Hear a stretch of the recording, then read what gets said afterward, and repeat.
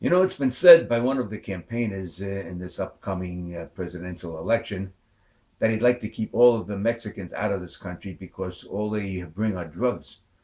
Well, all the criminals in our country have at one time or another dealt in trafficking drugs, including the criminal elements of our own government, the CIA, as I mentioned before.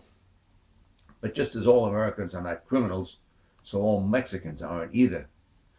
I happen to know a little bit about Mexicans because they make up a large part of my community, and they don't make their money through drugs.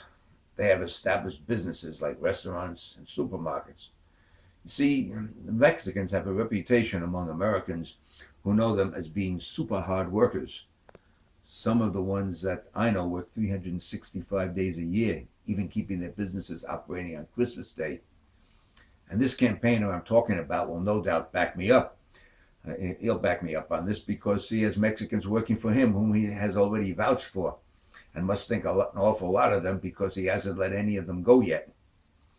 Now, if I had my way, I'd put all the border patrols on leave and let all the Mexicans come across the border because they bring with them not drugs, but the work ethic that was once part of the American culture. They don't come to collect public assistance. They don't come to see what benefits they can squeeze out of our government. They come like our ancestors of the last century came to build this country until its streets were really paved with gold. And they do this by establishing businesses and, in doing so, give other people work. And yet, this candidate wants to build a wall across the Mexican border to keep the Mexicans out. China did that a long time ago, and it didn't keep Genghis Khan out, and that was 900 years ago. Now, technology has improved a little since then. Now the Mexicans come across through tunnels, perhaps even financed by the CIA, and they can fly over the borders. And now with these new synthetic drugs, they can probably make them on these new 3D printers without even having to cross the border at all.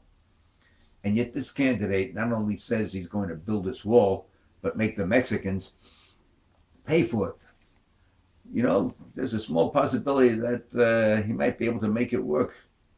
The Mexicans, sorry, the Mexicans might build it just to keep him out of Mexico.